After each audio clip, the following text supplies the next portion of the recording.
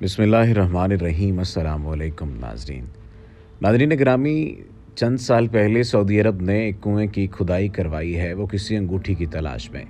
وہ انگوٹھی کون سی ہے اور وہ کہاں ہے، آج کی اس ویڈیو میں ہم آپ کو بتائیں گے۔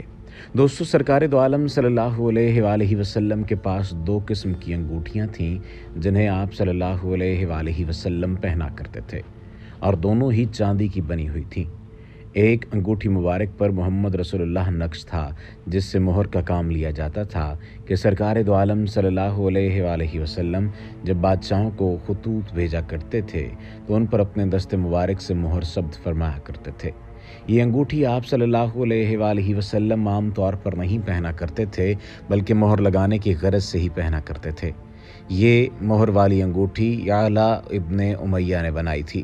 اس کے بنانے کی ضرورت اس لیے پیش آئی کہ آپ صلی اللہ علیہ وآلہ وسلم نے مقوقس، کیسر و کسریٰ اور اسی طرح دوسرے بادشاہوں کی طرف عام دعوت کے لیے خطوط ارسال فرمانے کا ارادہ کیا تو یہ بات سامنے آئی کہ بادشاہوں کے ہاں بغیر مہر کے بھیجا گیا خط یا کوئی مراسلہ قابل قبول نہیں ہوتا، اس لیے جو بھی خط بھیجا جائے وہ مہر شدہ ہو۔ سرکار دو عالم صلی اللہ علیہ وآلہ وسلم نے ان خطوط کا سلسلہ صلح حدیبیہ کے واقعے کے بعد شروع فرمایا، یعنی سن 6 یا 7 ہجری کے بعد۔ تو اس سے یہ بات معلوم ہو گئی کہ یہ مہر والی انگوٹھی اسی عرصے میں تیار کی گئی تھی۔ سرکار دو عالم صلی اللہ علیہ وآلہ وسلم کی وفات کے بعد یہ انگوٹھی خلیفہ اول سیدنا صدیق اکبر رضی اللہ تعالیٰ عنہ کے پاس رہی، اور ان کے بعد سیدنا عمر رضی اللہ تعالیٰ عنہ، اور ان کے بعد سیدنا عثمان ذو النورین رضی اللہ تعالیٰ عنہ کے پاس اسی غرض سے رہی، یعنی یہ حضرات اس انگوٹھی سے مہر کا کام لیتے تھے۔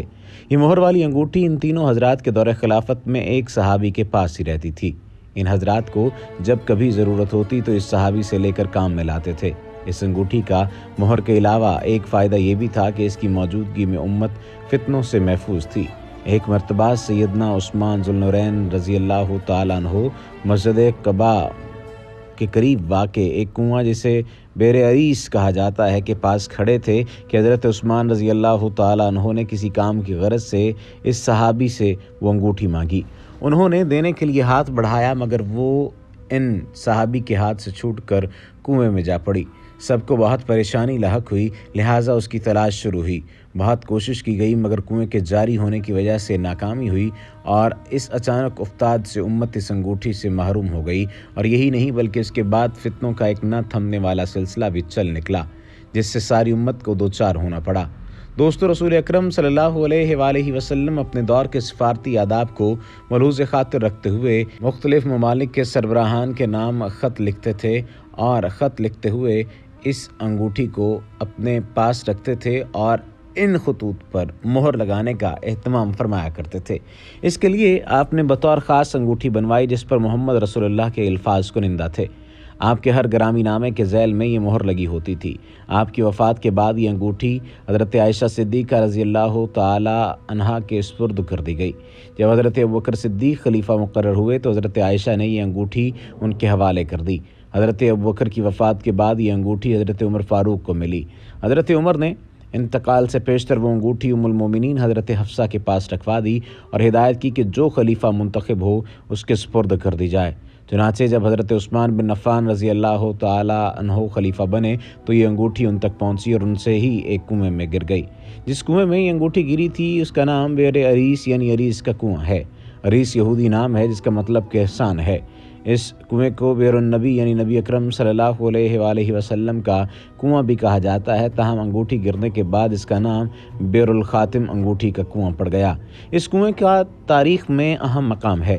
یہ کنواں مسجد قباء کے مغرب میں اس وقت کے صدر دروازے سے 42 میٹر کے فاصلے پر واقع تھا۔ ابن نجار کے مطابق کنویں کی گہرائی 6.3 میٹر اور چوڑائی 2.2 میٹر تھی، جبکہ پانی کی سطح 1.3 میٹر تھی۔ بعد کے ادوار میں کھدائی کر کے اس کی گہرائی 8.5 میٹر کر دی گئی۔ سن 1317 عیسوی میں کنویں کی تہہ تک اترنے کے لیے سیڑھیاں تعمیر کی گئیں، لیکن یہ زینہ کس نے تعمیر کرایا اس پر مورخین کا اختلاف ہے۔ عثمانی دور حکومت میں اس کنویں پر گنبد تعمیر کرایا گیا اور ایک دوسرا گنبد اس کے جنوبی سمت میں تعمیر کرایا گیا۔ دونوں گنبد شکستہ حالت میں تھے۔ جب 1964 میں مسجد قباء کا چوک تعمیر کرنے کا منصوبہ بنا تب مدینہ منورہ میونسپلٹی نے انہیں منہدم کرا دیا۔ بعد ازاں مسجد قباء چوک بنانے کے لیے زمین کو ہموار کیا گیا اور ایسا کرنے سے وہ کنواں بھی دفن ہو گیا۔ اب اس کے آثار بھی مفقود ہیں۔ صحیح مسلم میں ہے کہ ایک دن رسول اکرم صلی اللہ علیہ وآلہ وسلم اس کنویں پر اپنی ٹانگیں لٹکائے تشریف فرما تھے کہ حضرت ابوبکر صدیق رضی اللہ تعالیٰ عنہ اور حضرت عمر بن خطاب بھی وہاں آ گئے اور رسول اللہ صلی اللہ علیہ وآلہ وسلم کے قریب بیٹھ گئے۔ تھوڑی دیر بعد حضرت عثمان بن عفان بھی وہاں پہنچ گئے اور رسول اکرم صلی اللہ علیہ وآلہ وسلم کے قریب جگہ نہ پا کر تینوں کے سامنے بیٹھ گئے۔ اپنے تینوں صحابہ کرام کو بیٹھا دیکھ کر رسول اکرم صلی اللہ علیہ وآلہ وسلم نے انہیں جنت الفردوس میں اعلیٰ مقام پانے کی بشارت دی۔ اسی نسبت سے اس کنویں کو بئر النبی بھی کہا جاتا ہے۔ حضرت عثمان بن عفان کی خلافت کا زمانہ تھا جب وہ اس کنویں پر اسی طرح بیٹھے تھے جس طرح رسول اکرم صلی اللہ علیہ وآلہ وسلم اور اپنے دو ساتھیوں حضرت ابوبکر صدیق اور حضرت عمر کے ساتھ تھے کہ انگوٹھی ان کے ہاتھ سے نکل کر کنویں میں جا گری۔ آپ رضی اللہ تعالیٰ عنہ نے اس کنویں کا سارا پانی نکلوا کر اس کی ریت کو اچھی طرح چھنوایا مگر وہ نہیں ملی۔ انہوں نے 3 دن تک کنویں کے اندر انگوٹھی کو تلاش کروایا مگر اس کے باوجود انگوٹھی نہیں ملی۔